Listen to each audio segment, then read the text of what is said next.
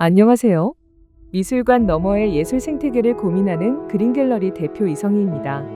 20년 가까이 사진작가로 활동해오다 2020년 대전 유성에 그린갤러리를 열었습니다. 작가였던 제가 다시 공간을 기획하게 된 이유는 분명했습니다. 창작자에게 필요한 건 단순한 전시장이 아니라 함께 지속할 수 있는 생태계라는 사실을 직접 겪었기 때문입니다. 개관 이후 그린갤러리는 청년작가 지원전, 지역 기록화 전시 등 신진 작가와 지역의 이야기를 담아내는 전시에 집중해왔습니다. 그리고 최근에는 한 발 더 나아가 유통이라는 구조까지 실험하고 있습니다. 작품이 전시로 끝나는 것이 아니라 기업이나 공공기관, 일상의 공간으로 흘러갈 수 있도록 렌털 서비스와 온라인 플랫폼을 직접 설계하고 작가들과 함께 물류 구조까지 만들어가고 있습니다. 작가의 지속 가능성은 곧 예술의 지속 가능성과 맞닿아 있습니다. 전시만이 아니라 창작 이후의 흐름까지 고민하는 것, 그것이 지금 제가 갤러리에서 하고 싶은 일입니다. 저는 갤러리를 작품이 머무는 종착점이 아니라 예술이 흘러가는 출발점으로 만들고자 합니다. 지역과 작가, 관람자와 공간이 함께 순환하는 따뜻하고 유연한 예술 생태계, 그 흐름을 만들어가는 일에 오늘도 집중하고 있습니다. 이제 그 이야기를 여러분과 함께 나누고자 합니다.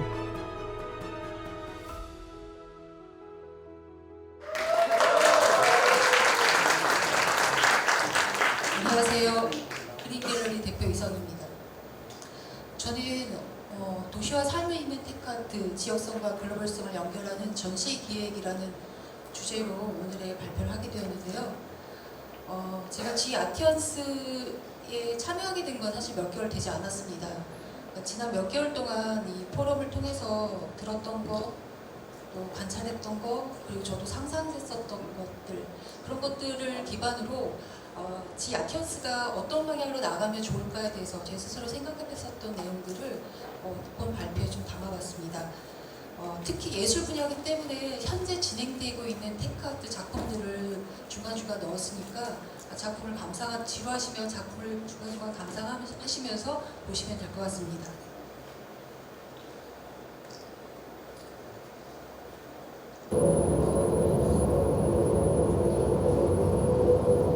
지금 여기 있는 작품은 12월 28일까지 광주에 가시면 볼 수 있는 작품입니다.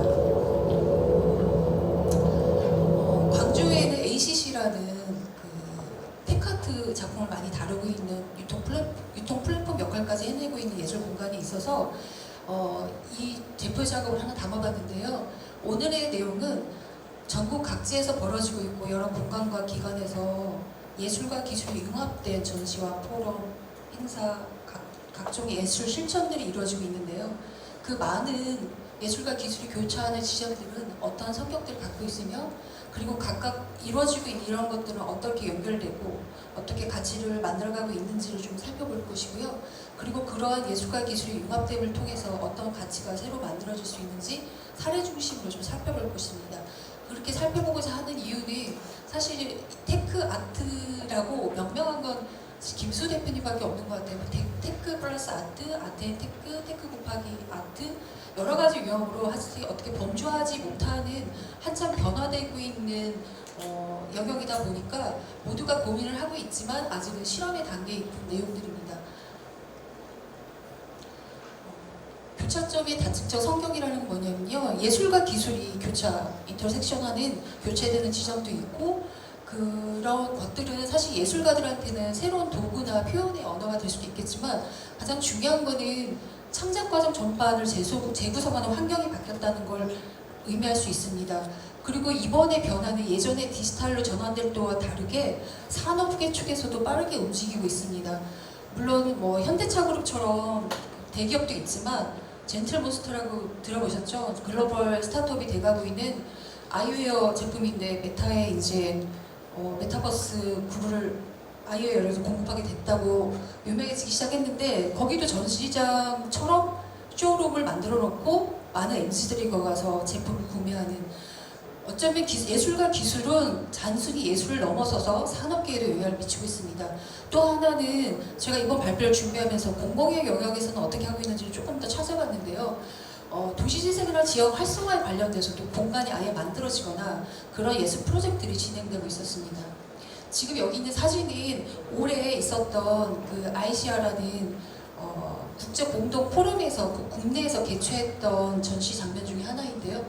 예, 이런 유형들의 전시가 이루어지고 있고 이런 부분들 지금 이 장면 왼쪽은 저희 대전 A운동 미술관에서 했었던 데이터 아트 작품입니다.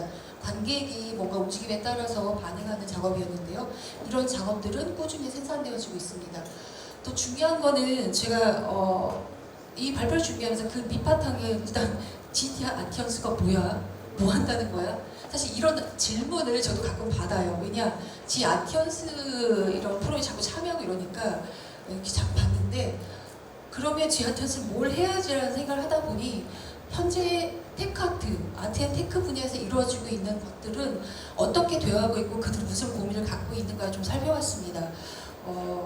문체부 산하 아르코 문화예술위원회에서 하는 경우도 있고 국립현대미술관 뭐 이런 데서 하는 경우도 있고 광주 문화예술의 전당 이런 데서 대규모 프로젝트도 하고 있긴 하지만 궁극에는 그거 끝나고 나서 관계자들의 고민은 지속 가능한 가치가 생산이 될까?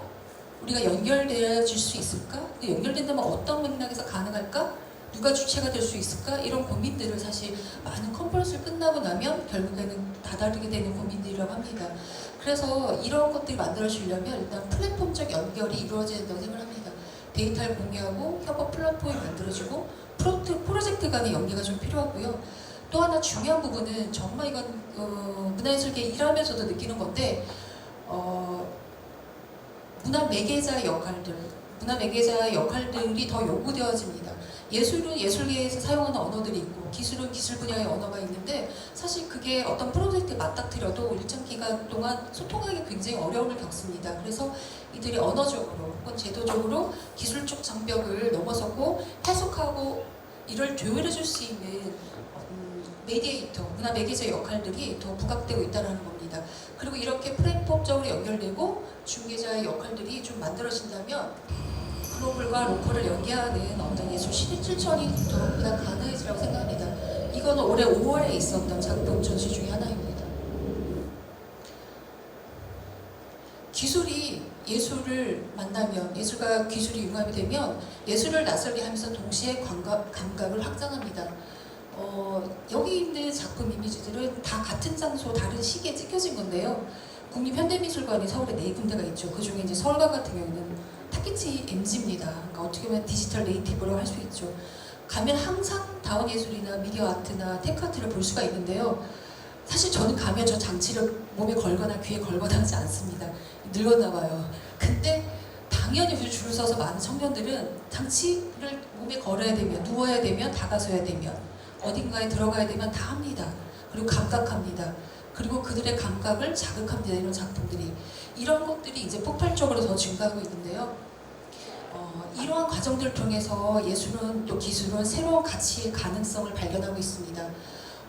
예술적 가치 또는 미학적 가치라고 얘기할 수 있는데요. 새로운 미감과 몰입적 체험을 가져다주고 인터랙티브한 경험들, 관객 참여의 영역을 확대시켜 나갈 수 있고요. 사회문화적 가치, 사실 평상시에는 저도 크게 테크아트를 통해서 사회문화적 가치가 뭐가 있을까 깊게 생각해보지 않았는데 작년에 개관을 한 주요 공간들을 보니까 도시재생에 아예 테크의 개념을 갖다 넣었더라고요. 그래서 도시공간을 활성화하거나 잠시 이제 예를 들어서 제가 더 설명을 드릴 건데 또 그 공간들을 통해서 교육이나 포럼, 전시를 통해서 세대 간 소통을, 그러니까 미디어 리터러시 격차를 보이고 있는 세대 간 소통을 이뤄내고 있습니다. 경제적 가치로는 당연히 기술 분야의 이 스타트업들이 생겨나고 있고요. 그리고 그들과 협업한 지자체나 이런 데서 문화관광이나 체험형 경제가 끊임없이 발생하고 있습니다. 그래서 단언컨대 이런 예술과 기술이 융합했을 때의 가치 가능성은 예술을 낯설게 하면서 동시에 감각을 확장하고 또한 사회적 이슈를 풀어내는 공공적 솔루션이 될 수 있습니다. 광주 ACC라든지 아이시아라든지 이렇게 되게 세계적인 유명한 컨퍼런스, 전시를 수반한 컨퍼런스에서는 반드시 사회적 의제를 주제로 가지고 전시를 풀어나가거나 프로젝트를 진행을 합니다. 그런 의미에서 사회적 이슈를 풀어내는 공공 솔루션이 될 수 있고요. 또한은 이 안에 이렇게 결합되어 있는 인력들은 창작자의 생계와 산업 확장에도 도움이 될 것입니다. 사실 레퍼런스는 제가 최근 것으로 다 조사하고 계속 조사를 했습니다. 왜냐면 굉장히 많이 생겨나고 있고요. 특히 2024, 2025. 그 중에서 역사성도 갖고 있고 자원이 풍부하고 그게 예산일 수도 있고요. 그리고 뭔가가 구체적인 행사나 실행을 해오고 있는 공간 위주로 했습니다. 아트센터 남이는 대표적이죠. 워크힐 미술관이 이제 노세용 관장이 맡게 되면서 2000년에 디지털 아트 전문 미술관으로 전환되면서 여지까지 운영되고 있습니다. 운영 주체를 노세용 관장이라고 둔 거는 이제 SK에서 나가라 그래가지고 현재는 이제 SK에 나와가지고 세미나 공간을 사용했던 한옥공원에서 여전히 이어가고 있는데요. 아트센터 나비 강력한 거는 예술과 융합됐을 때 그거는 일반 대중하기도 어렵다라는 거예요. 그래서 계속 교육을 같이 끌고 왔었다라는 힘이 있는데 지금도 자그맣게 옮긴 공간에서 교육을 진행하고 있습니다. 시니어들 대상으로 AI로 작품을 창작하는 과정을 현재 진행을 하고 있더라고요. 그리고 아트센터 나비 가장 강점은 국제적 네트워크를 갖고 있다는 겁니다. 아이시아 2025를 공동 개최해서 되게 놀랍게도 예술이나 서울의 한가람 미술과 서예병문화관에서 아주 최신의 아트테크 전시를 보게 되는 기괴한 경험도 하게 되는데요. 그런 거를 이끌어내는 어떤 플랫폼 역할을 해오고 있고요. 국립아시아문화전당은 10년이 됐습니다. 여기는 문체부에서 만든 거고 현재는 국립아시아문화전당 재단이 운영을 하고 있지만 이건 공공의 역할이 명확하고 사회적인 역할에 큰 비중을 둔 공공 플랫폼입니다. 그런데 여러 가지 전시를 제가 부산, 서울 뭐 여러 지역을 봤는데 이건 애초에 기술과 예술이 결합된 연구, 창작, 제작, 유통을 아우르겠다고 만든 데라다 보니까 항상 가면 전시가 볼만합니다. 이번에 만약에 10주년이 맞은 이때 가면 보통 3개, 4개 테크아트 분야의 뛰어난 전시를 보실 수 있습니다. 그리고 서울 인공지능과학관, 이거는 저도 이번에 처음 접했는데요. 공공에서 만들어진 공간인데 예술과 기술이 결합된 게 뭐가 있을까 했는데 서울시가 로봇 AI 중심의 전시 체험공간을 만들었는데 끝이 과학관으로 있지만 실제 그들이 하는 컨텐츠는 과학보다는 예술에 가 있습니다. 왜냐하면 실제 대중이 그것을 감각하고 이해하기 위해서는 구체적으로 드러나는 전시라는 형태로 이루어져야하기 때문에 그런데요. 이건 2024 작년에 개관을 했고 도봉구 창동에, 그러니까 서울시로 치면 외곽에 해당되고 좀 개발에서는 다른 지역에 비해서 좀 부족한 거기에서 지역 재생의 효과를 기대하고 있는 공간이라고 합니다. 시간이 나시면 나중에 여기 라임에, 서울 라임이라고 그러거든요. 들어가 보시면 너무 놀라운 걸 진행을 하더라고요. 이따 잠시 설명을 드릴게요. 또 하나는 파라다이스 아트랩은 예술가들 사이에서 이미 좀 알려져 있던 데입니다. 우선 예술의 기술 기반 작업, 기술 융합 작업을 하는 작가들이 공모를 많이 했었던 파라다이스 재단이 애초에 먼저 시작한 건데 이제는 재단에서 하는 공모 사업과 전시에 머무르지 않고 지역 축제로 확장하고 있습니다. 인천의 그 파라다이스 시티라는 공간에서 그 결과를 보여주던 걸 서울 장충동까지 확대해서 지역을 아우르는 전시를 가져가고 있고요. 그다음 제로원대에는 이제 현대차 그룹이 하고 있는 거고 예술가 스타트업 현대차 그룹 임직원들이 모여서 기술과 예술 융합한 프로젝트를 선보이는 이건 연례 행사입니다. 그리고 푸투라 서울과 푸투라 캠퍼스 서로 다른 회사거든요. 저 여기가 되게 궁금했었습니다. 왜냐면 생긴 지 얼마 안 돼서 둘 다 작년에 생겼어요. 근데 다 아시겠지만 예술계의 마케팅, 예술계의 홍보는 SNS로 거의 다 하거든요. 근데 너무 폭발적으로 올려야 되는 거예요. 근데 푸트라 서울만 해도 테크아트 분야, 아트테크 분야에서 그냥 가장 대중적이다, 가장 알려져 있다. 래픽 아나도를 개관적으로 그냥 데리고 왔더라고요. 그래서 웬만큼 이 분야에 관심 있는 사람들은 공공기관이 아닌데 어떻게 끌고 들어왔지라고 했는데 기업이었습니다. 백상 아트앤테크워크라고 피어 만드는 회사에서 만든 공간이더라고요. 거기에서 이제 여기서 미술작품을 팔지 않는다. 우리는 티켓팅해서 스크리닝하는 디지털 작품 위주로 전시한 공간을 운영하겠다 해서 만든 거고 푸투라는 라틴어로 미래라는 뜻이랍니다. 그러던 차에 푸투라 캠퍼스의 SS 홍보가 엄청나게 올라오더라고요. 근데 신기한 건 그나마 좀 알았던 미디 아티스트들이 거기 다 들어가 있는 거예요. 근데 푸투라 캠퍼스는 가장 단기간에 가장 큰规模로 성장한 글로벌 아트테크 컨퍼런스예요. 그리고 이들의 홈페이지에 들어가면 이들은 타겟팅이 명료합니다. 사람과 사람을 연결하겠다. 그러니까 컨퍼런스나 뭐 지역 연결이 아니라 기술자와 예술가들, 그 기술도 융합한 예술가들, 이런 사람과 사람을 연결해서 기술과 예술이 교차되고 있는 것들을 네트워크하겠다라는 게 푸투라 캠퍼스입니다. 조금 더 자세히 들어가면 이제 아트센터 나비 아까 말씀드렸다시피 이렇게 당신의 시간의 이미지로 만든다면 중장년 세대를 위한 예술 융합 기술 창작 워크숍을 지금 진행하고 있고요. 이런 것들이 단순히 작가와 예술가와 기술자만 융합시키는 것이 아니라 대중들도 시민들도 직접 창작자로 크리에이터가 될 수 있는 과정들을 가져가고 있고, 그럼에도 불구하고 아트센터 나비의 가장 큰 강점은 국제적 네트워크라고 할 수 있습니다.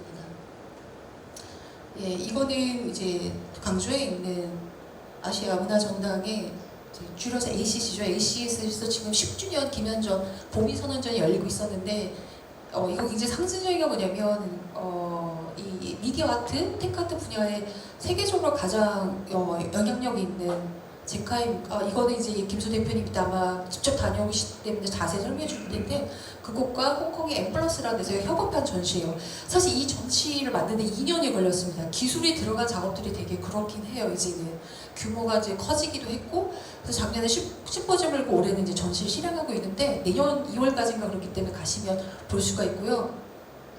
여기 이제 장영애 중공업, 우리나라 대표적인 미디어 아트 작가의 작업인데 국내 소장품이 아니라 홍콩의 엠플러스가 가지고 들어왔습니다. 그래서 볼 수 있고, 또 저 왼쪽에 있는 작업은 대전 아티언스 출신이면서 카이스트 시티대학원 출신인 작가가 한참 개인전 중이었습니다. ACC 너무 자랑스러웠는데, 그리고 이 부분은 이제 가시면 동시에 로지 이케다라는 작가인데 사운드 아트란 말을 많이 들어봤었잖아요. 저는 이 사운드 아트에서 요즘은 오디오 비주얼 아트라고까지 하거든요. 근데 사운드만 보여준 게 아니라 이제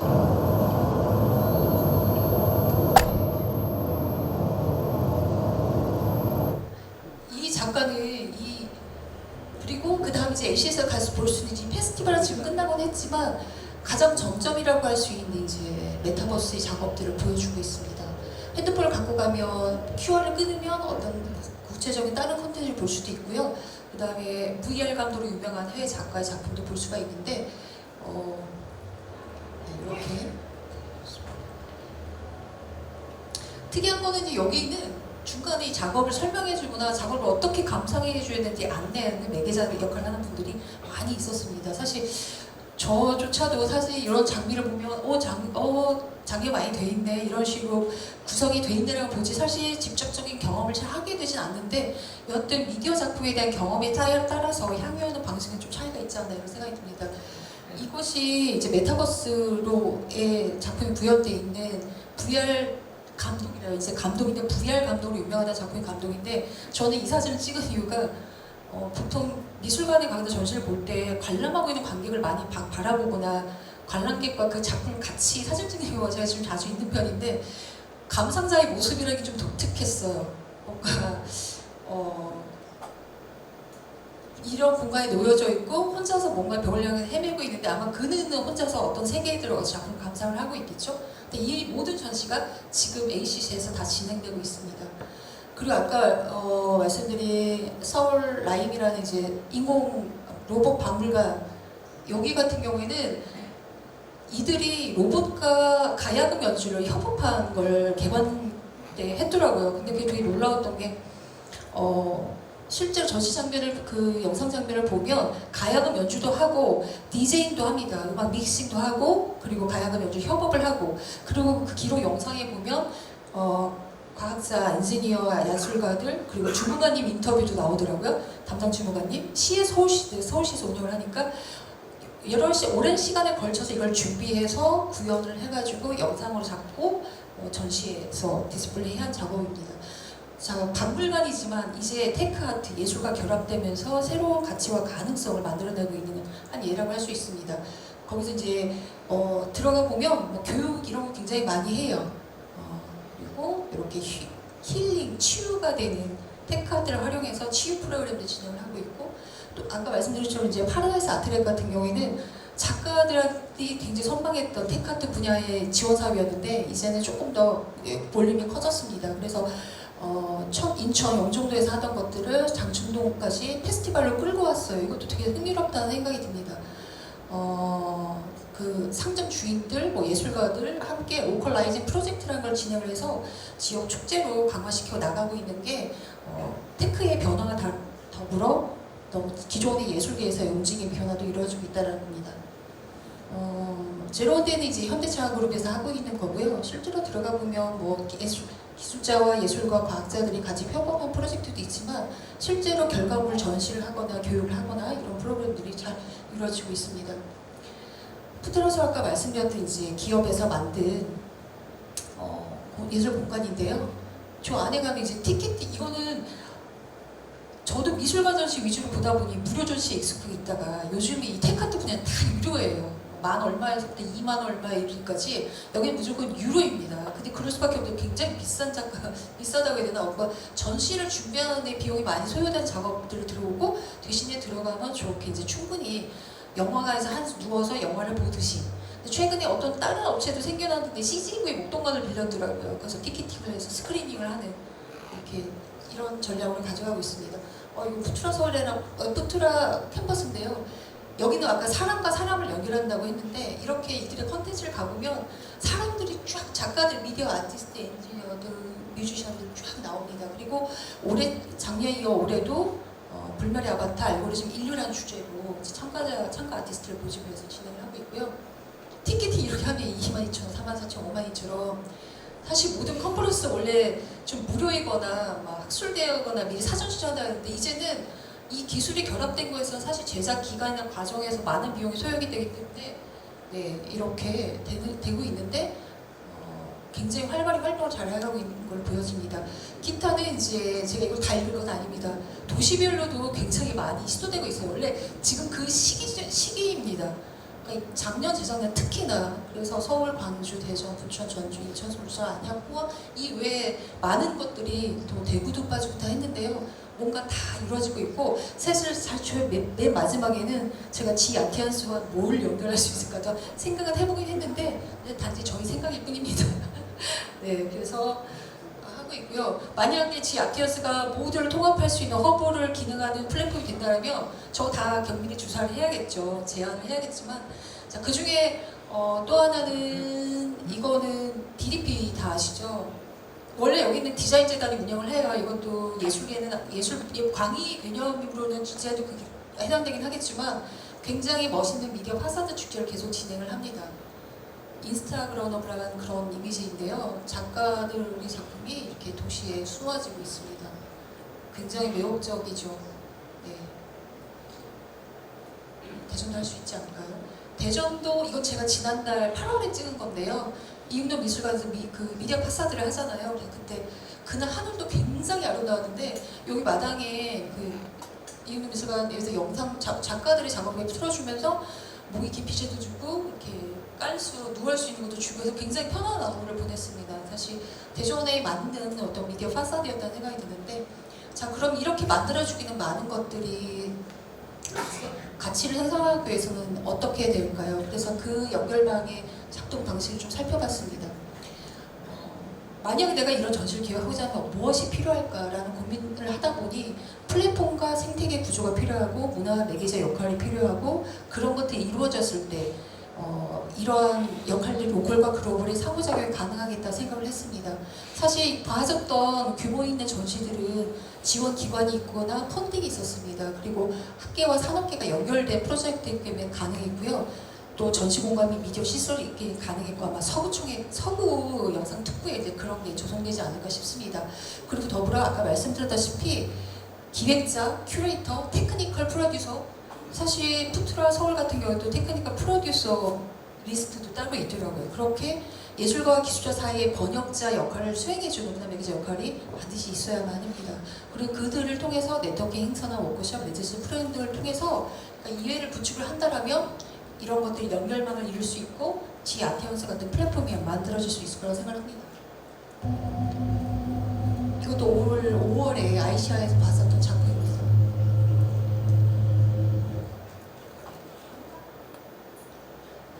이제 조금 시야를 바꿔서 그 해외 레퍼런스를 봤습니다. 제가 해외 레퍼런스를 찾아본 거는 제가 몇 개월 동안 지아티언스를 보면서 그 CES 얘기도 나오고 해외 다른 축제 얘기도 나오길래 제가 생각하는 그럼 우리가 이걸 축제 붙이면 큰 산업계 행사처럼 붙이면 뭐가 있을 수 있을까 좀 생각해봤는데 일렉트로니카는 이따 또 대표님이 설명하실 거니까 직접 갔다 오셨으니까 아이시아는 사실 축제는 아니에요. 근데 제가 여기다 둔 이유는 저거는 유동적이에요. 지역 대5대륙을 돌면서 전시와 학술 행사를 열거든요.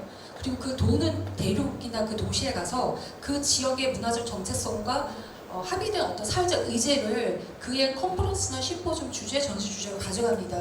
그러니까 이거는 한 도시를 정점을 하지 않지만 그렇게 학술 네트워크 중심의 국제적 담록 생산을 하는 중요한 플랫폼이고요.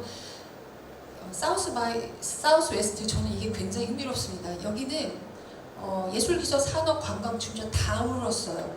그럴 수밖에 없는 게 얘는 40년 된 축제입니다. 조금 자세히 살펴보겠습니다. 이 부분은 이따 우리 총재님이 하시니까 제가 넘어갈게요. 그리고 아이시아는 아까 설명드렸다시피 유동적인 개체지. 저는 이게 굉장히 큰 장점이라고 생각하고 국내에 들어왔을 때도 우리 서울이나 한국이라는 상황과 잘 맞물려서 동동이라는 주제가 잘 이루어졌습니다. 그리고 조금 더 제가 유심히 보고 싶었던 여기는 원래는 음악 40년 전 음악 축제로 시작을 했는데 지금은 음악, 영화, 드라마 그리고 그거와 붙은 신기술이 다 여기서 발표된다. 심지어 푸드 관련까지도. 그리고 CES보다 3배, 4배 이상의 방문객이 방문을 한다고 해요. 그리고 여기서 오랜 시간의 역사성 있다 축제다 보니까 도시 전역을 활용을 하고 있습니다. 그리고 여기에 컨퍼런스와 페스티벌 전시로 구성되어 있고 그리고 트위터가 데뷔한 데가 여기를 통해서 데뷔를 했다고 합니다. 만약에 우리도 B2B, B2C 모두 혼합된 거를 지향을 한다면 또 기술, 문화, 예술도 다양한 분야의 창작자, 전문가, 일반 대중까지 참여하는 컨퍼런스, 공연, 전시 등을 모두 할 수 있는 복합 축제를 생각한다면 참조해볼 만하다고 생각하고요. 부산이 여기를 벤치마킹했더라고요. 저는 그냥 이걸 관심에서 찾다 보니 유튜브, 그러니까 제가 가볼 수는 없으니까 갔다 온 유튜브들이 올린 영상들을 좀 찾아봤는데 부산 MBC가 찰지게 가서 찍어왔습니다. 왜냐하면 부산이 페스티벌 10월이라고 17개의 부산에서 하는 국제행사를 모두 아우른 이런 사우스 바이 사우스 웨스트 같은 축제를 하고 싶어. 자, 여기 벤치마킹 하고 실제 그 담당 공무원님들이 갔다 와서 찍은 영상까지 올라와 있어요. 근데 특징은 그 도시 전역에서 이루어지고 있다라는 거고 컨텐츠에 관련된 건 모두 다가 그 축제에 나온다라는 거예요. 그리고 우리가 아는 되게 유명한 연예인 아니죠, 영화배우 스타들도 막 등장을 하더라고요. 그리고 아마 미국 내에서는 CES보다 훨씬 유명하다고 합니다. 컨텐츠, 국내 우리나라 컨텐츠 진흥원도 작년에 저기 이제 전시 한국관을 따로 마련했을 정도로 컨텐츠 분야에서는 한 번은 살펴봐야 될 사례라고 할 수 있습니다. 제가 이제 마지막에 이제 제가 이런 로컬과 지역을 연결하는 전시 기회 관련해서 하나 정도 의견 하나 드리자면 여러 가지 벌어지는 기업단에서 공공단에서 벌어지는 실행들 통해서 제가 가장 흥미롭게 보고 있는 거는 문체부 산하의 문화예술위원회에서 하고 있는 에이프 캠프입니다. 이거 초기에는 국내에만 대선을 했다가 작년부터 이제 글로벌 오픈콜을 하고 있는데 39세 이하의 아티스트, 프로듀서, 엔지니어들 100 모여가지고 2박 3일 동안 미션을 던져주고 해결하는 프로토타입 제작입니다. 그러니까 산출물이 사실 2박 3일 안에 나오기 때문에 완성의 작품보다는 아이디어, 프로토타입, 팀 네트워크 이런 걸 보는 건데 문제는 이제 빠르게 기술이 변하고 있기 때문에 민첩성과 실험성에 초점을 두고 있는 거죠. 근데 이런 부분들이 작년과 올해에서 굉장히 성공적으로 잘 이루어지고 있고 이렇게 대전에 좀 끌어와지면 어떨까.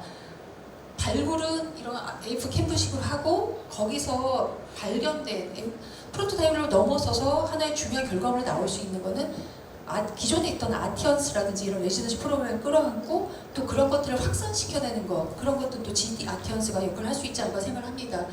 그럼을 통해서 이런 과정들의 실험을 통해서 지속적인 네트워크, 사실 이건 굉장히 필요한 게 저 앞에 레퍼런스를 많이 보였지만 어떻게 보면 되게 산발적으로 뭔가 많이 이루어지고 있지 않습니까? 근데 그것이 하나의 플랫폼 내에서 있지 않습니다. 그래서 저도 SNS를 이렇게 보다 보면 이건 뭐야 저건 뭐야 이건 뭐 하는 거지? 백밀하게 들어가야 얘는 인적 연결이구나, 얘는 학술 중심이구나, 얘는 그냥 전시 중심이구나, 얘는 공공의 목적이구나, 이게 구분이 되는 건데 그런 것들을 한 번에 아우러서 연결시켜주거나 지속할 수 있게 해주는 네트워크가 필요합니다.